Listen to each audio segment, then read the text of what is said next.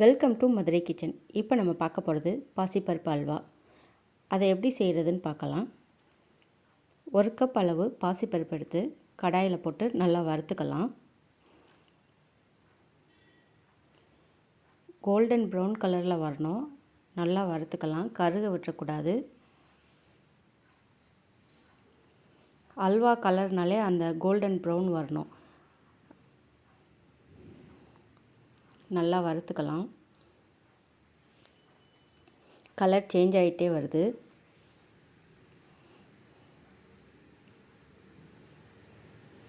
நல்லா golden colour வந்துருச்சு. கருகாமல் வறுத்துக்கணும்.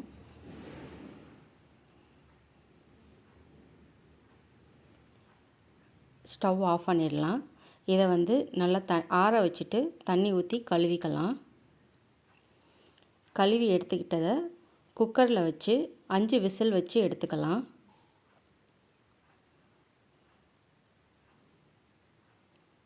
ஒரு கப் பாசிப்பருப்புக்கு 2.5 கப் அளவு தண்ணி ஊற்றிக்கலாம். குக்கரில் 5 விசில் வச்சு எடுத்துக்கலாம். அப்படின்னா தான் பருப்பு நல்லா வெந்துடும். நமக்கு கிரைண்ட் பண்ணுறதுக்கும் ஈஸியாக இருக்கும். விசில் இறங்கிருச்சு. பாசிப்பருப்பு நல்லா வெந்துருச்சு. சூடாரவும் மிக்ஸி ஜாரில் போட்டு நல்லா மையாக கிரைண்ட் பண்ணி எடுத்து வச்சுக்கலாம். பாசிப்பருப்பு அல்வா செய்கிறதுக்கு ஒரு 1/2 கப் அளவுக்கு நெய் எடுத்துக்கிறேன். அது 2 டீஸ்பூன் அளவுக்கு நெய் ஊற்றி ஒரு 10 முந்திரி பருப்பை அரைப்பாதியாக உடச்சி அதை வறுத்து எடுத்துக்கலாம்.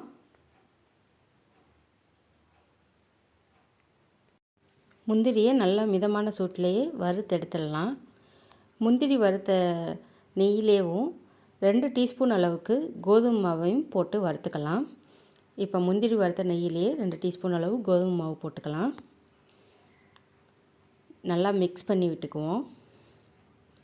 கோதுமை மாவு கலரும் ப்ரௌன் கலர் வர்ற மாதிரி கருக விடாமல் கிண்டிக்க வேண்டியதான். கலர் நல்லா கொஞ்சம் கொஞ்சமாக சேஞ்ச் ஆகிட்டே வருது. நல்லா ப்ரௌன் கலர் ஆகிடுச்சு. இப்போ பாசிப்பருப்பை சேர்த்து மிக்ஸ் பண்ணிக்கலாம். கட்டி இல்லாமல் நல்லா ஈவனாக மிக்ஸ் ஆகிற மாதிரி மிக்ஸ் பண்ணிக்கலாம். அந்த கோதுமை மாவு சேர்த்து பண்ணும்போது நமக்கு அந்த அல்வா டேஸ்ட்டே வித்தியாசமாக இருக்கும். சாப்பிட்றதுக்கும் நல்லாயிருக்கும். ஒரு 2 டீஸ்பூன் அளவுக்கு நெய் விட்டுக்கலாம். இந்த அல்வாவுக்கு நெய் அதிகமாக சேர்க்கணுன்னு அவசியம் இல்லை. கொஞ்சமாக சேர்த்தாலே போதும். குக்கரில் பருப்பு வேகிறதுக்கு மட்டும்தான் டைம் எடுக்கும். மற்றபடி அல்வா செய்கிறது கொஞ்சம் சீக்கிரமே முடிஞ்சிடும். ஈஸியாகவும் இருக்கும். கடாயில் ஒட்டாமல் வர்ற மாதிரி கிண்டி எடுத்துக்கலாம். இப்போ 1 கப் பாசிப்பருப்புக்கு 2 கப் அளவுக்கு நம்ம சர்க்கரை எடுத்துக்கலாம். 2 கப் சரியாக இருக்கும். அதுக்கு மேலே தேவைனாலும் நீங்கள் போட்டுக்கலாம். நல்லா கட்டி இல்லாமல் மிக்ஸ் பண்ணிக்குவோம்.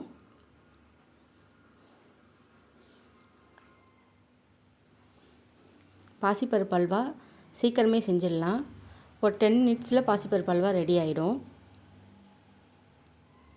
மற்ற அல்வாவோட இந்த பாசிப்பருப்பு அல்வா ஹெல்த்தியும் கூட. பசங்களுக்கு பருப்புலாம் நிறையா சேர்க்கணும். இந்த மாதிரி அல்வா செஞ்சு கொடுக்கும்போது விரும்பியும் சாப்பிடுவாங்க. உடம்புக்கும் நல்லதுங்க. அல்வா நல்லா ரெடி ஆயிடுச்சு. நல்லா திரண்டு வருது. கடாயில் ஒட்டவே இல்லை.